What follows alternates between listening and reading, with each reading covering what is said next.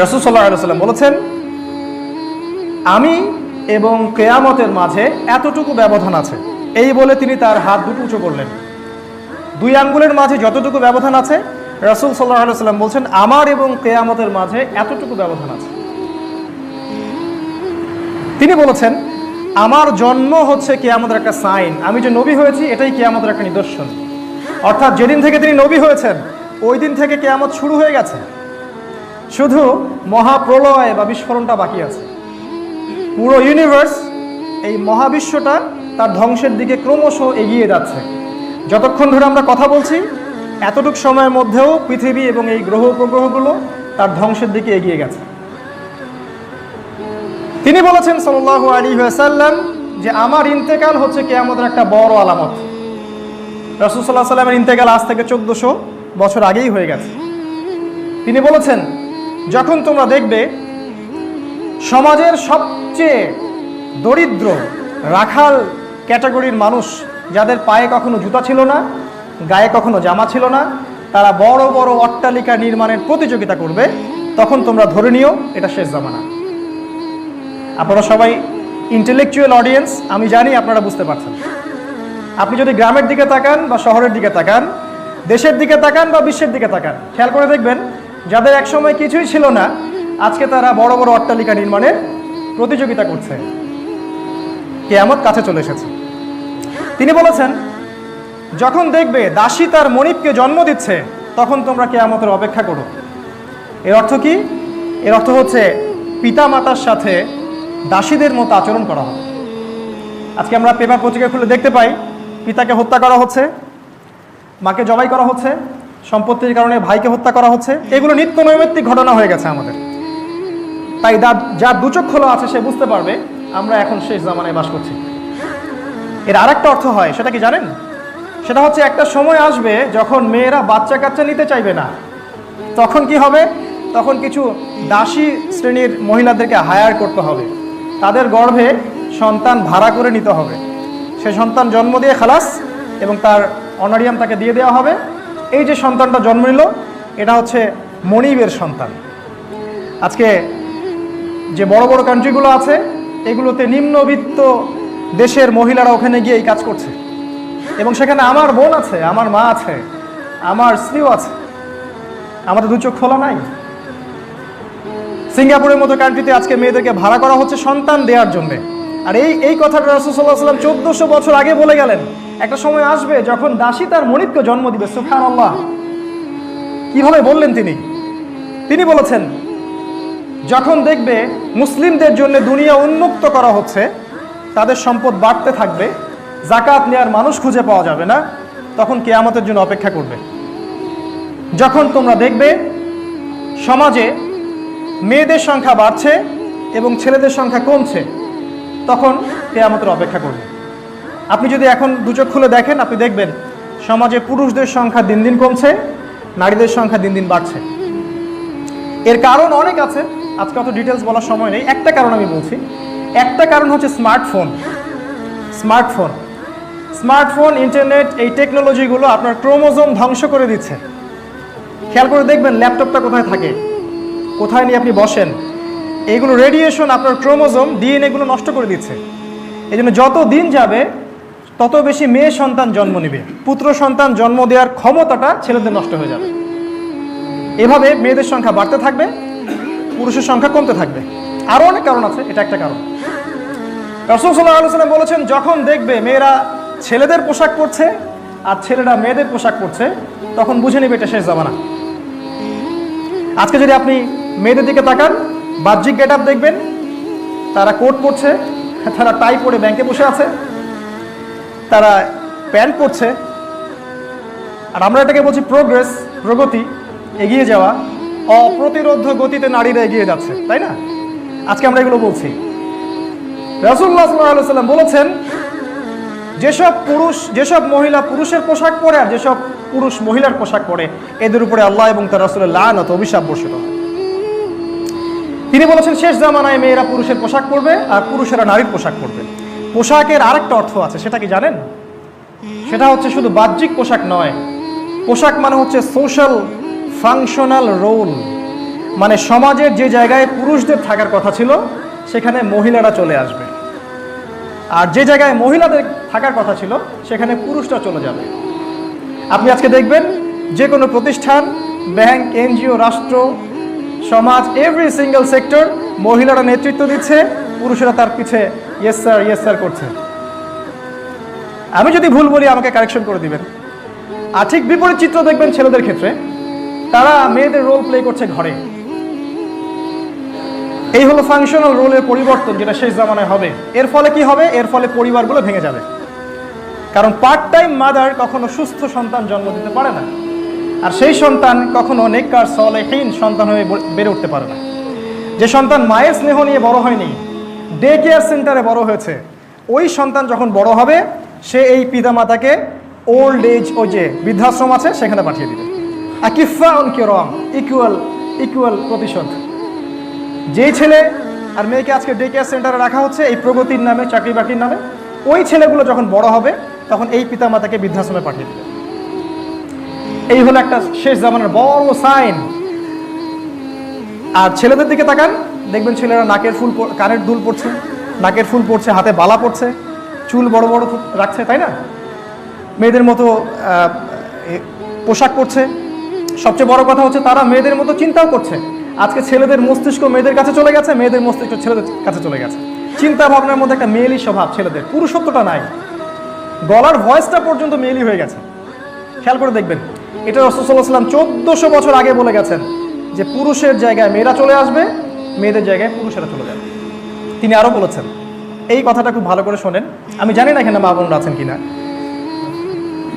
রাসূল সাল্লাল্লাহু আলাইহি ওয়াসাল্লাম বলেছেন, শেষ জামানায় 2 শ্রেণীর মানুষ বের হবে যাদেরকে আমি কখনো দেখিনি, আমি এখনো দেখিনি। মানে রাসূল সাল্লাল্লাহু আলাইহি ওয়াসাল্লামের সময় তারা ছিলেন না, শেষ জামানায় তারা আসবেন। তারা কারা? এক শ্রেণীর মানুষ হচ্ছে যাদের হাতে থাকবে লাঠি। তারা সব সময় নির্মমভাবে মানুষকে পিটাবে, নির্মমতার চূড়ান্ত পর্যায়ে চলে যাবে, মানুষকে মারতে মারতে। আজকে দেখছেন না কি হচ্ছে? ভেঙে বলার তো প্রয়োজন নাই। আজকে আবরারদের সংখ্যা তো দিন দিন বাড়ছে, তাই না? আর আরেক শ্রেণীর মানুষ হচ্ছে যাদেরকে আমি দেখিনি, তারা হচ্ছে এমন সব নারী যারা পোশাক পরেও নগ্ন থাকবে। তারা নিজেরাও পুরুষদেরকে আকৃষ্ট করবে, আর তারা নিজেরাও পুরুষদের দিকে আকৃষ্ট হবে। এই 2 শ্রেণীর মানুষকে আমি এখনো দেখিনি, আমার পরে তারা আসবে। তাদের ফলাফল কি হবে? তারা জান্নাতে তো যাবেই না, জান্নাতের গন্ধ পাবে না। আমরা মা বোনদেরকে অনুরোধ করব, নিজের পোশাকের ব্যাপারে সচেতন হবেন। এমন পোশাক পরে বাসা থেকে বের হবেন না যেটা পরে আপনি নগ্ন থাকছেন। এটার অর্থটা কি? অর্থটা হচ্ছে এমন পোশাক পরা যে পোশাকটা এত আঁটোসাঁটো যে শরীরের অঙ্গ বোঝা যায়, এত পাতলা শরীর দেখা যায়, বা পূর্ণ হিজাব ঢাকা নাই। মেয়েদের যতটুকু খোলার তার বাইরে সব কিছুই লজ্জাস্থান। মেয়েদের হাঁটুও লজ্জাস্থান, মেয়েদের কোমরও লজ্জাস্থান। শুধু লজ্জাস্থান বলতে সেই অঙ্গটা নয়, এটা রাসূল সাল্লাল্লাহু আলাইহি ওয়াসাল্লাম আগেই বলেছেন যে এমন শ্রেণীর মহিলা বের হবে শেষ জামানায় যারা পোশাক পরেও নগ্ন থাকবে। তারা জান্নাতে যাবে না, জান্নাতের গন্ধ পাবে না। জেনারেল পোশাক, আজকে সংস্কৃতির নামে যে পোশাক আপনাদেরকে পরানো হচ্ছে সেগুলোর কথা বাদই দিলাম। বোরখার মধ্যেও এমন অশ্লীলতা চলে আসছে যেগুলো পড়ার চেয়ে না পড়াই ভালো বলে আমার মনে হয়। আপনি নিজের ভালো চিন্তা করবেন, আমি আমার মতামত দিলাম মাত্র। পোশাক এমন হবে যেটা ঢিলে ঢালা, আঁটোসাঁটো হবে না, এমন পাতলা হবে না যেটা বাইরে থেকে ভিতরের অঙ্গ দেখা যায়, এমন পোশাক হবে না যেটা মুশরিকদের সাথে সাদৃশ্যপূর্ণ, এমন পোশাক হবে না যেটা অত্যন্ত চাকচিক্যময়, যেটা দেখলে আকর্ষণ সৃষ্টি হয়। কারণ মেয়েরা আল্লাহর সবচেয়ে সুন্দর ক্রিয়েশন, ওদেরকে দেখলে ছেলেদের আকর্ষণ সৃষ্টি হবে। অতএব নিজের সম্মান রক্ষার চেষ্টা নিজেরা করবেন। আল্লাহ পাক আমাদের মা বোনদেরকে হেদায়েত দান করুন, আল্লাহুম্মা আমিন। তাদেরকে হাজেরা আলাইহিস সালামের মতো আল্লাহর পথে কবুল করে নিন, আল্লাহুম্মা আমিন। রাসূলুল্লাহ সাল্লাল্লাহু আলাইহি ওয়াসাল্লাম বলেছেন, আখিরুজ জামান বা শেষ জামানার অন্যতম সাইন হচ্ছে, নিদর্শন হচ্ছে সমাজের সর্বস্তরে সুদের সয়লাভ চলবে। সুদ কি? আমার মনে হয় না এটা আপনাদেরকে বোঝানোর প্রয়োজন আছে। আমাকে 10 টাকা দিলেন, বিনিময়ে 20 টাকা চাচ্ছেন, এটাই সুদ। আপনি বললেন এই বাড়িটা আমি আপনার হয়ে কিনে দিব, আপনাকে টাকা দিতে হবে না, টাকা আমি দিয়ে দিচ্ছি, কিন্তু আপনি 20 বছর টাকা পরিশোধ করার সময় পাবেন, কিন্তু আপনাকে 20 লাখের জায়গায় 30 লাখ টাকা দিতে হবে। এটাই সুদ। রাসূল সাল্লাল্লাহু আলাইহি ওয়াসাল্লাম বলেছেন, শেষ জামানে একটা ব্যক্তি খুঁজে পাওয়া যাবে না যে প্রত্যক্ষ বা পরোক্ষভাবে সুদের থেকে মুক্ত নয়। আমি নিজে, আপনি ভাবছেন আমি মুক্ত? আমি যদি ইকোনমিক্সের উপর একটা লেকচার দেই 1 ঘন্টা, আপনি বুঝবেন যে আমরা সবাই সুদের মধ্যে আছি, এভরি সিঙ্গেল পারসন। তিনি বলেছেন যে যে ব্যক্তি সুদ খায় সে যেন তার মায়ের সাথে জেনা করে। তিনি বলেছেন সুদের 73টা পাপ আছে, তার মধ্যে সবচেয়ে নিচের পাপটা হচ্ছে মায়ের সাথে জেনা করা। এই কথাটা কি আপনার ভিতরে নাড়া দিল? একটা মানুষ নিজের মায়ের সাথে কি জেনা করতে পারে? রাসূল সাল্লাল্লাহু আলাইহি ওয়াসাল্লাম একজন নবী হয়ে এইভাবে ল্যাঙ্গুয়েজ ইউজ করলেন। তিনি এই কথাটা ব্যবহারও করতে চাইতেন না। জানেন, একদিন একটা সাহাবী ব্যভিচার করে তার কাছে এসেছিলেন। তিনি বলছিলেন, ইয়া রাসূলুল্লাহ, আমাকে পবিত্র করে দিন। রাসূল সাল্লাল্লাহু আলাইহি ওয়াসাল্লাম বারবার মুখ ফিরিয়ে নিচ্ছেন। এক পর্যায়ে তিনি বলেন, আচ্ছা আমাকে বলো, তুমি কি পাগল? সাহাবী বলেন, না আমি পাগল নেই ইয়া রাসূলুল্লাহ, আমি একটা অন্যায় করেছি, আমাকে পরিশুদ্ধ করুন। তিনি বললেন, তুমি কি এমন কোনো কাজ করেছো? সুরমা দানি থেকে সুরমা বের করার সময় আমরা যেভাবে নলটাকে ঢুকিয়ে আবার বের করি এবং চোখে লাগাই, তুমি কি এমন কোনো কাজ করেছো? খেয়াল করে দেখেন তিনি কত ল্যাঙ্গুয়েজ সচেতন। তিনি জিনা শব্দটা বলতেও চাচ্ছেন না, তাই না? সেই রাসূল সাল্লাল্লাহু আলাইহি ওয়াসাল্লাম সুদের ব্যাপারে বলছেন এটা যেন মায়ের সাথে জেনা করে। ব্যাপারটাকে আপনি কিভাবে নিচ্ছেন? তিনি বলেছেন এটা সবচেয়ে নিম্ন স্তরের পাপ।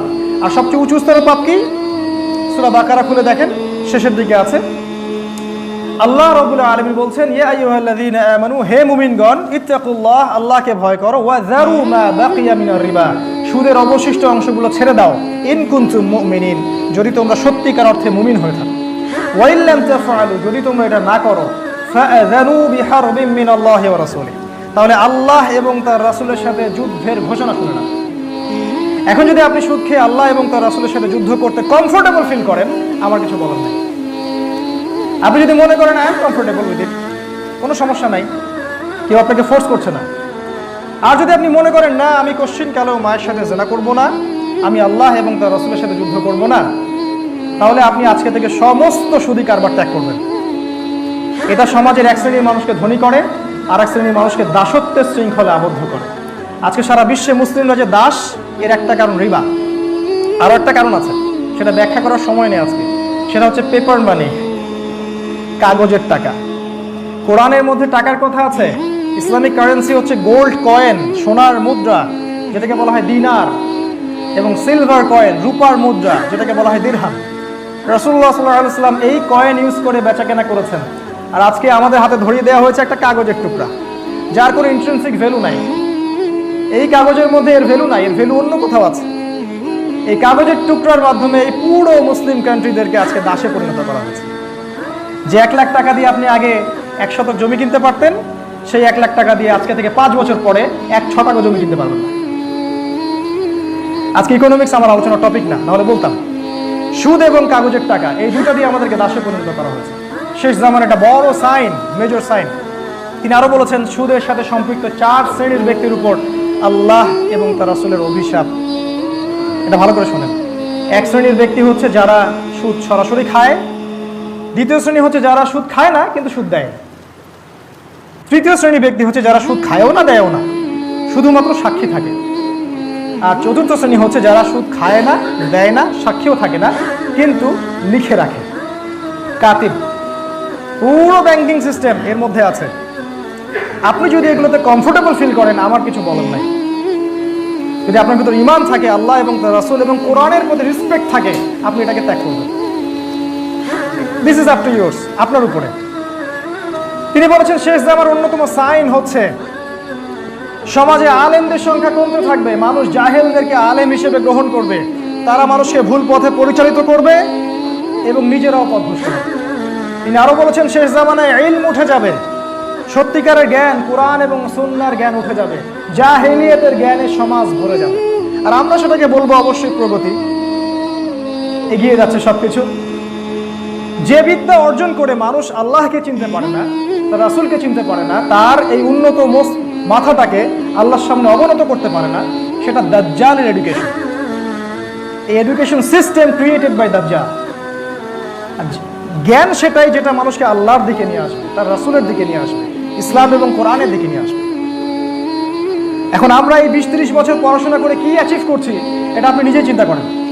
30 বছর পড়াশোনা করেছেন, আমরা স্কুল থেকে অনার্স মাস্টার্স করতে 24 বছর পড়াশোনা করেছি। 24টা কোরআনের আয়াত আমি শিখিনি। ভেরি স্যাড টু সে, কিন্তু এটা সত্য। 24টা হাদিস তারা আমাকে শিখায়নি। 24টা সাহাবীর নাম তারা আমাকে শিখায়নি। 24 জন নবীর নাম তারা আমাকে শিখায়নি। তারা আমাকে 24টা আয়াত নিয়ে গবেষণা করতে শিখায়নি। তাহলে আমি কিসের পিছনে ছুটলাম? এটাই হচ্ছে গরজ দুনিয়া, দুনিয়ার পিছনে ছোটা, যেটা রাসূল সাল্লাল্লাহু আলাইহি ওয়াসাল্লাম বলেছেন শেষ জামানায় মুসলিমরা গরুর রশি ধরে থাকবে, মানে দুনিয়া নিয়ে ব্যস্ত থাকবে। তারা আল্লাহর পথে দাওয়াত, আল্লাহর পথে জিহাদ ছেড়ে দিবে, হক কথা বলাও ছেড়ে দিবে। তারা মানুষকে ভয় করবে, আল্লাহকে ভয় বাদ দিয়ে। তিনি আরো বলেছেন আখিরুজ জামানের সাইন হচ্ছে যে মানুষ সত্যবাদীকে মিথ্যাবাদী বলবে, মিথ্যাবাদীকে সত্যবাদী বলবে। সমাজের সবচেয়ে নিকৃষ্ট মানুষ হবে নেতৃত্বের আসনে, আর সবচেয়ে উচ্চ শ্রেণীর যারা মানুষ, সত্যিকার যারা স্কলার, তারা হবে সমাজে নিগৃহীত, নিপীড়িত। আজকেও যদি আপনি এমন ইসলাম ফলো করেন যে ইসলামটা সত্যিকার অর্থে কোরআন এবং সুন্নায় আছে, তাহলে আপনার দিকে নজরদারি বাড়ানো হবে, আপনার সেলফোন ট্যাপ করা হবে, আপনার উপর আরও বেশি গোয়েন্দা সংস্থা সক্রিয় থাকবে। কিন্তু আপনি যদি এমন ইসলাম ফলো করেন যে ইসলাম ফলো করলে আমেরিকার কোনো সমস্যা নাই, ইসরায়েলের কোনো সমস্যা নাই, নেটোর কোনো সমস্যা নাই, তাহলে ইউ আর কমফোর্টেবল, আপনার কোনো সমস্যা নেই। এই হলো শেষ জামানা। যা দু চোখ খোলা সে বুঝবেন, আর এক চোখ দিয়ে দেখা ব্যক্তি এই কথা বুঝতে পারবেন না। রাসূল সাল্লাল্লাহু আলাইহি ওয়াসাল্লাম বলেছেন শেষ জামানায় মুমিনের জন্য সমাজে টিকে থাকা কষ্টকর হবে। এতটা কষ্টকর হবে যতটা হাতের মধ্যে কয়লা ধারণ করা, আগুনের জ্বলন্ত কয়লা ধারণ করা যত কষ্টকর, ঈমান নিয়ে চলা তত কষ্টকর হয়ে যাবে। নিজেকে প্রশ্ন করেন, আমরা কি এমন ইসলাম ফলো করছি যেটা হাতের মধ্যে আগুন ধরে রাখার মতো? বরং আমরা তো এমন ইসলাম ফলো করছি যেটা কসমেটিক্স ইসলাম, প্রোটেস্ট্যান্ট ইসলাম, যেখানে ডানেও ঠিক বামেও ঠিক, আমিও মাঝখানে ঠিক, তাই না? এই হলো আমাদের অবস্থা। রাসূলুল্লাহ সাল্লাল্লাহু আলাইহি ওয়াসাল্লাম আরো বলেছেন শেষ জামানায় সময় সংক্ষিপ্ত হয়ে আসবে, টাইম খুব তাড়াতাড়ি চলে যাবে, এক জুমা থেকে আরেক জুমা খুব দ্রুত চলে আসবে। তিনি বলছেন 1 বছর চলে যাবে একটা মাসের মতো, একটা মাস চলে যাবে একটা সপ্তাহের মতো, একটা সপ্তাহ চলে যাবে একটা দিনের মতো, আর একটা দিন চলে যাবে একটা ঘন্টার মতো। কিভাবে টাইম শর্ট হয়ে যাবে? যত বেশি ভূমিকম্প হবে তত বেশি টাইম শর্ট হয়ে যাবে। আর আমরা এই যে চাঁদের ক্যালেন্ডার বাদ দিয়ে পশ্চিমা ক্যালেন্ডার গ্রহণ করেছি, সময়কে আমরা কমিয়ে নিয়ে আসছি। আরও কিভাবে সময় শর্ট হবে? এই যে আজকে দিনকে রাত করা হয়েছে, রাতকে দিন করা হয়েছে। ছেলেরা ঘুমাতে যায় রাত 3টায়, ওঠে 10টা, 11টা, 12টায়, ওদের জন্য দিন হচ্ছে 6 ঘন্টা। আর আজকে থেকে আমাদের বাপদাদারা যারা ছিলেন তারা সেই ভোর 4টায় উঠতেন এবং রাতের বেলা তাড়াতাড়ি ঘুমাতেন। তাদের কাছে দিনটা অনেক লম্বা ছিল, তারা অনেক কাজ করতে পারতেন, তাই না? এভাবে আমরা দিনকে শর্ট করে নিয়ে আসছি, সময় সংক্ষিপ্ত করে আমরাই নিয়ে আসছি। আর এটাকে বলছি আমরা প্রগতি। তিনি বলছেন শেষ জামানায় বেশি বেশি মহামারী দেখা দিবে, ভূমিকম্প হবে এবং ঝড় ও জলোচ্ছ্বাস হবে। আর আমরা তো এগুলোকে ভয় পাই না, কারণ আমরা এগুলোকে ডিফেন্ড করার ক্ষমতা রাখি, তাই না? আমরা তো এগুলোকে ডিফেন্ড করার ক্ষমতা রাখি। আমরা টার্মিনোলজি ব্যবহার করছি প্রাকৃতিক দুর্যোগ। প্রাকৃতিক দুর্যোগ, প্রকৃতিটা কে? এটা কি আল্লাহ বাদ দিয়ে অন্য কোনো সত্তা যে রাগ হয়ে গেলে দুর্যোগ হয়? না, আল্লাহর হুকুমেই দুর্যোগ হয়, আল্লাহর হুকুমেই ভালো হয়। সূক্ষ্মভাবে প্রত্যেকটা জায়গায় শিরক ঢুকিয়ে দেওয়া হয়েছে।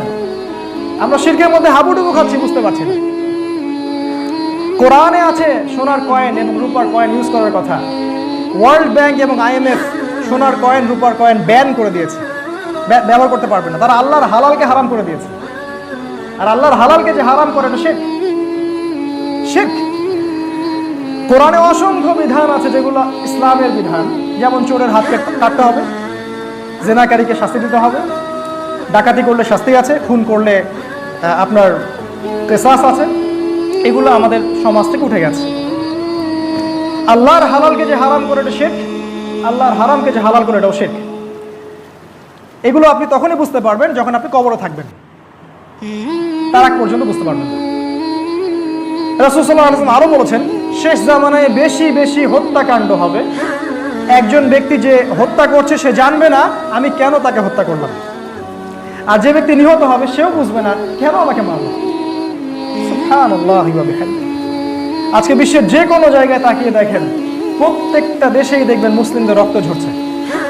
আপনি যদি চোখ খোলা রাখেন দেখতে পারবেন প্রত্যেকটা জায়গায় যারাই প্রপারলি ইসলাম ফলো করার চেষ্টা করবে এদেরকে ডমিনেটেড করা হবে। যদি আপনি আল্লাহ এবং তার রাসূলের উপর থাকতে চান, আপনার উপরে সামরিক নির্যাতন চলে আসবে, ইকোনমিক স্যাংশন চলে আসবে, অর্থনৈতিক অবরোধ চলে আসবে, আপনি পারবেন না। শেষ জামানায় মুমিনের জন্য সমাজে টিকে থাকা খুবই কষ্টকর হবে। রাসূল সাল্লাল্লাহু আলাইহি ওয়াসাল্লাম বলছেন, অবস্থা এমন হবে যে একজন মুমিনকে ওই পাহাড়ের পাদদেশে হিজরত করতে হবে, কিছু বকরি নিয়ে, কিছু রাখাল, কিছু বকরি মেষের পাল নিয়ে, যেখানে বৃষ্টি হয় সেই ঈমান নিয়ে ওখানে হেফাজত করবে, দূরে চলে যাবে। সমাজে টিকে থাকা সম্ভব হবে না। যারা টিকে থাকতে চাবে তাদেরকে সার্বিকভাবে তারা আক্রমণ করবে, টিকতে পারবে না। তিনি আরো বলেছেন, শেষ জামানায় মহামারী দেখা দিবে। আমি যেটা বলছিলাম একটু আগে, 1/3 মানুষ, পুরো মানব জাতির 1/3 মানুষ মহামারীতে মারা যাবে। আমাদের সামনে এগুলো অপেক্ষা করছে। তিনি বলেছেন, শেষ জামানায় ইয়াজুজ আর মাজুজের প্রাদুর্ভাব ঘটবে। এরা এমন কোন ল্যান্ড বাকি থাকবে না যেখানে ফিতনা ফাসাদ সৃষ্টি করবে না। তিনি আরো বলেছেন, শেষ জামানায় বড় বড় ভূমিকম্প হবে 3টা। একটা হচ্ছে পৃথিবীর পূর্ব দিকে, মানে আমাদের দিকে, Bangladesh, Pakistan, Afghanistan, Malaysia, Indonesia, India, Sri Lanka, এই জায়গায় একটা বড় ভূমিকম্প হবে। কেউ ঠেকাতে পারবে না, ঠেকানোর ক্ষমতা কারো নাই, কারণ রাসূল সাল্লাল্লাহু আলাইহি ওয়াসাল্লামের পবিত্র জবান দিয়ে তিনি বলে গেছেন এটা হবেই। এমন ভূমিকম্পটা হবে যেখানে মাটি একদম তলে ধসে যাবে। আরেকটা হবে পৃথিবীর পশ্চিম দিকে, আমেরিকা, ব্রিটেন, ফ্রান্স, ইতালি, ওই সাইডে, ওখানেও মাটি ধসে যাবে। হয়তোবা অতি সত্বর আমেরিকা নামে কোনো দেশ থাকবে না, এটাও হতে পারে। এবং আরেকটা ভূমিকম্প হবে পৃথিবীর মাঝখানে, অর্থাৎ এই আরব, জাজিরাতুল আরবের মধ্যে। এই ভূমিকম্প প্রমাণ করে দিবে আসলে ইমামুল মাহদী কে। আমি এভাবে সাইন বলতে থাকলে ঘন্টার পর ঘন্টা হয়তো চলে যাবে, আমাদের সময় খুব শর্ট। আমি আপনাদের কাছে আর অল্প সময় নিচ্ছি। আমি মেজর কিছু সাইন বলে শেষ করছি। সেটা হলো, আপনারা যদি বাসায় গিয়ে কোরআন এবং সুন্নাহ স্টাডি করেন, কিতাবুল ফিতান, কিয়ামতের আলামত, এই অধ্যায়গুলো স্টাডি করেন, আপনারা বুঝতে পারবেন যে আমরা আসলে আখিরুজ জামানে আছি। তিনি বলেছেন, এই শেষ জামানায় কিছু মেজর ঘটনা আগামীতে ঘটতে যাচ্ছে, সেগুলো কি সেটা আমি বলছি। তিনি বলেছেন, আখিরুজ জামানে পৃথিবী 2টা ভাগ হয়ে যাবে, এক ভাগ মুসলিমদের, আর এক ভাগ হচ্ছে অমুসলিমদের। তিনি আরো বলেছেন, মুসলিমদের মাঝে ঐক্য থাকবে না। এই পয়েন্টটা খুব ভালো করে খেয়াল করেন, মুসলিমদের মাঝে ঐক্য থাকবে না, তারা বিভিন্ন দলে উপদলে বিভক্ত হয়ে যাবে। পৃথিবী 2টা ভাগ হয়ে যাবে, একটা ভাগ কুফফারদের আর একটা ভাগ মুসলিমদের। তিনি বলেছেন, যখন পৃথিবী এভাবে ভাগ হয়ে যাবে তখন কুফফারদের দ্বারা মুসলিমরা নির্যাতিত হবে। তারা তোমাদেরকে এমনভাবে আক্রমণ করবে যেমন করে অনেকগুলা ক্ষুধার্ত মানুষ একটা দস্তরখানার মধ্যে গোগ্রসে খাবার খেতে থাকে।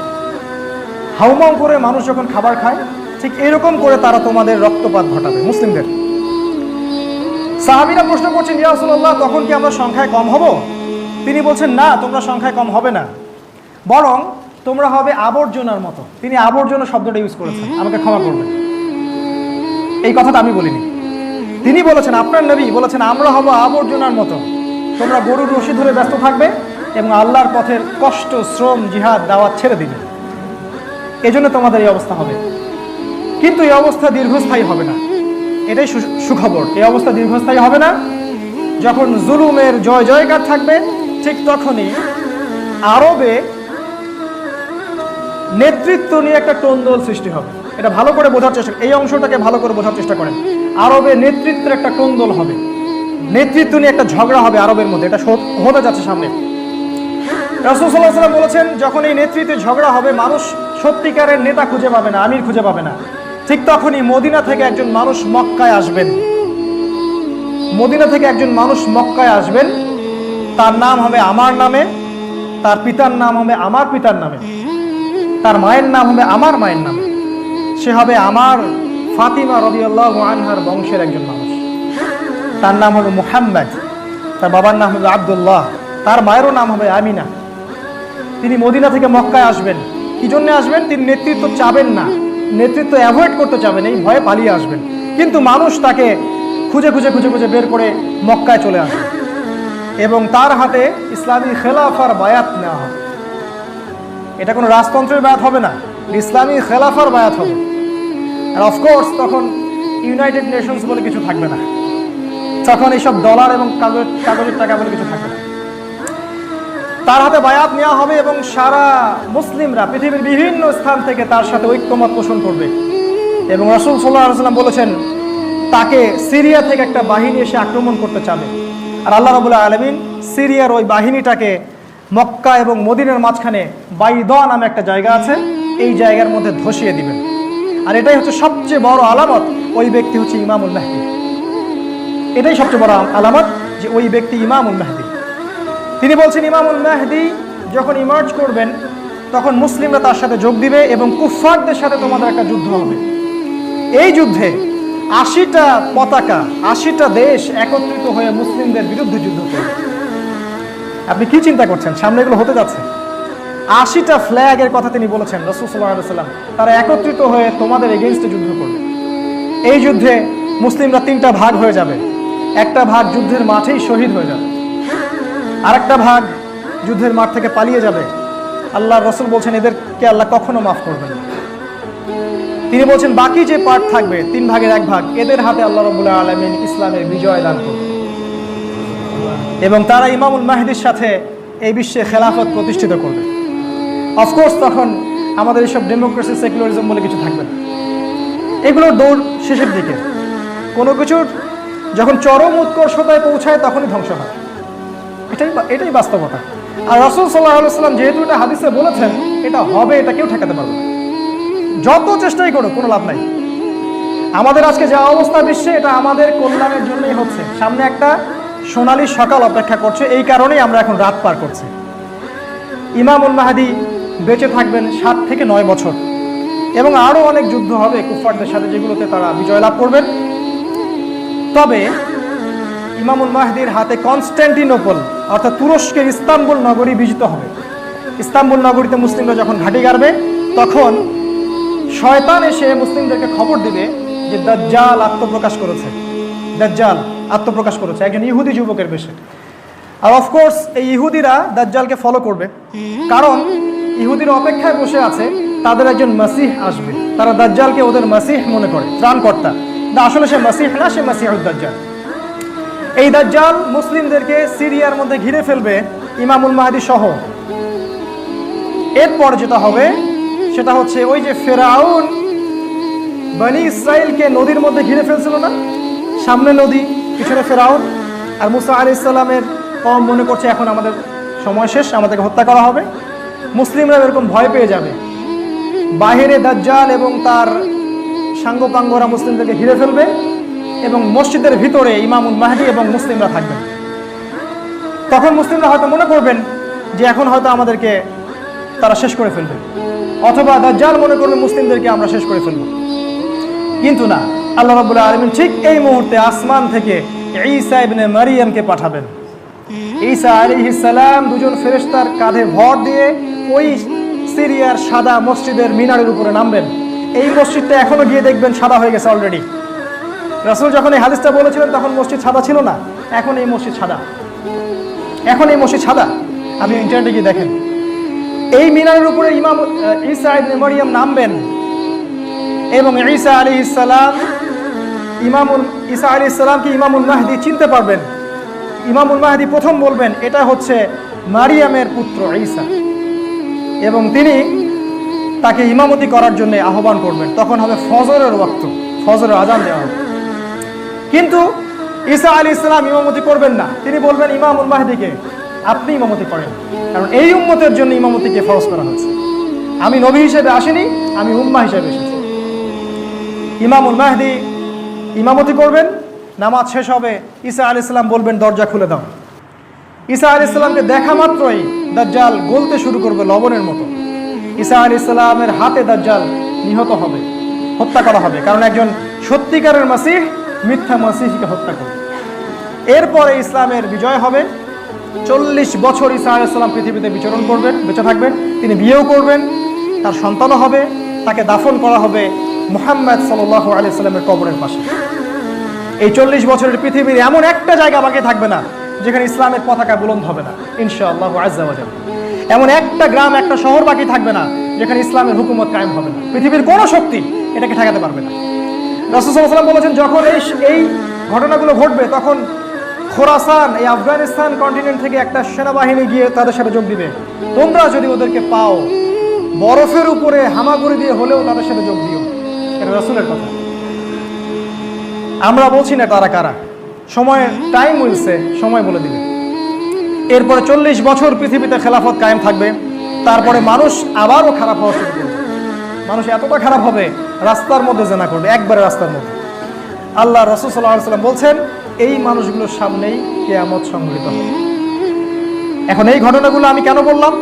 এই কারণে বললাম, আমরা যেন উপলব্ধি করতে পারি আমরা শেষ জামানায় বাস করছি, আমাদের সামনে এই সময়গুলো অপেক্ষা করছে। এখন আপনি যদি দু চোখ দিয়ে দেখেন আপনি বুঝতে পারবেন, যদি আপনি এক চোখা হন আপনি বুঝতে পারবেন।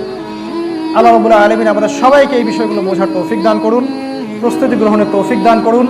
আল্লাহ পাক আমাদের সবাইকে সচেতন হওয়ার তৌফিক দান করুন। এই সময়টুকুতে আমরা কি করব? হালুয়া, সেমাই, রুটি খাবো, বিরিয়ানি খাবো, বাসায় ঘুমিয়ে যাবো, তাই না? এই সময়গুলোতে আমরা আসলে কি করতে পারি? আমি জাস্ট একটা পয়েন্ট বলছি। নাম্বার 1, আপনি ইলম অর্জন করেন আগে। নাম্বার 1, আপনি জ্ঞান অর্জন করেন, কোরআন এবং সুন্নাহর গভীর জ্ঞান অর্জন করেন। নাম্বার 2, জ্ঞান অনুযায়ী আপনি আমল করেন, নিজের ব্যক্তি জীবনকে সাজিয়ে নিন, ঋণ টিন দেনা পাওনা পরিশোধ করে ফেলুন, সব অমীমাংসিত বিষয়কে দূর করে ফেলুন, প্রস্তুতি গ্রহণ করেন। নাম্বার 3, আপনি আপনার পরিবারটাকে সচেতন করার চেষ্টা করেন, আপনি আপনার পরিবারটাকে আদর্শ জান্নাতি পরিবার রূপে গড়ে তোলার চেষ্টা করেন। নাম্বার 4, দাওয়াতি কাজ করেন, মানুষকে সচেতন করার চেষ্টা করেন। এই উম্মাহ আজকে বিভক্ত, তাদেরকে ঐক্যবদ্ধ করার চেষ্টা করেন।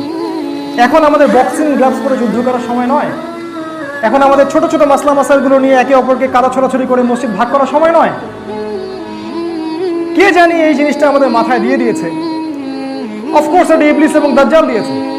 আজকে আমরা ছোট ছোট বিষয়গুলো নিয়ে ভাগ হয়ে যাচ্ছি।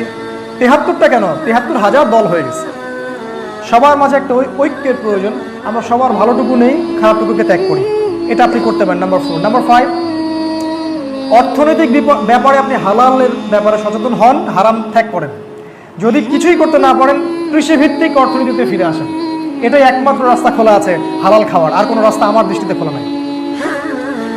আর নাম্বার 6 হচ্ছে, এই পুরো প্রসেসের জন্য আপনি শারীরিক, মানসিক, আত্মিক একটা প্রস্তুতি গ্রহণ করেন।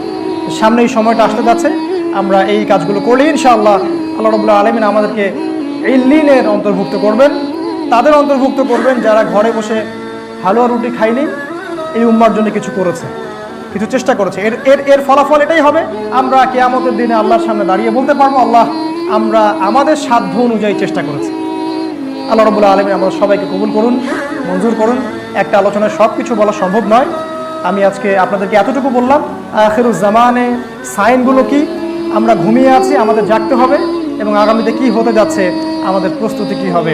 আল্লাহ পাক আমাদের সবাইকে কবুল ও মঞ্জুর করে নিন, দিনের জ্ঞানে বলিয়ান করুন, আলোকিত করুন, সবার মাঝে ঐক্য দান করুন, আমাদের গুনাহগুলো আল্লাহ মাফ করুন, সচেতন হওয়ার তৌফিক আল্লাহ পাক আমাদেরকে দান করুন। আকুলু কওলি হাযা আস্তাগফিরুল্লাহ লি ওয়া লাকুম ওয়া লিসাইরিল মুসলিমিন। বারাকাল্লাহু লানা ওয়া লাকুম বিল আয়াতিল হাকীম। ইন্নাহু তাআলা জাওয়াদুন কারীমুন রাউফুর রহিম।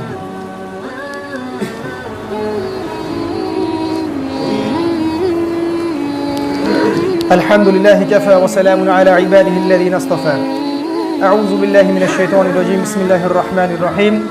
وقال تعالى: يا أيها الذين آمنوا صلوا عليه وسلموا تسليما. اللهم صل على محمد وعلى آل محمد كما صليت على إبراهيم وعلى آل إبراهيم إنك حميد مجيد.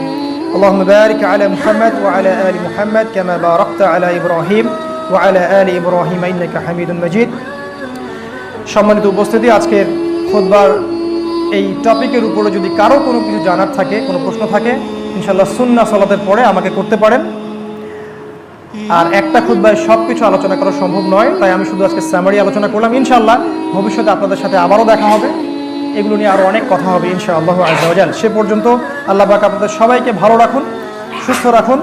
আমরা এই সময় দোয়া করছি, আপনারা দোয়া শরীক হন। আল্লাহুম্মা আইযাল ইসলাম ওয়াল মুসলিমিন আমিন, ওয়া আযিল্লাশ শিরকা ওয়াল মুশরিকিন আমিন, ودمر أعداء الدين وانصر عبادك المؤمنين. اللهم وفقنا لما تحب وترضى واجعل آخرتنا خيرا من الأولى. اللهم انصر من نصر دين محمد صلى الله عليه وسلم واجعلنا منهم واخذل من خذل دين محمد صلى الله عليه وسلم ولا تجعل منهم. اللهم آتنا في الدنيا حسنة وفي الآخرة حسنة وقنا عذاب النار. ربنا آتنا في الدنيا حسنة وفي الآخرة حسنة وقنا عذاب النار. اللهم رب ارحمهما كما ربياني صغيرا. ربنا هب لنا من أزواجنا وذرياتنا قرة أعين واجعلنا للمتقين إماما. اللهم بارك لنا فيما أعطيتنا. اللهم أعنا على ذكرك وشكرك وحسن عبادتك. اللهم إنا نسألك الهدى والتقى والعفاف والغنى. اللهم ألف بين قلوبنا وأصلح ذات بيننا وارحمنا ثبت أقدامنا وانصرنا على القوم الكافرين والفاسقين والمشركين والمنافقين والحاسدين. آمين يا أرحم الراحمين. قوموا للصلاة يرحمكم الله.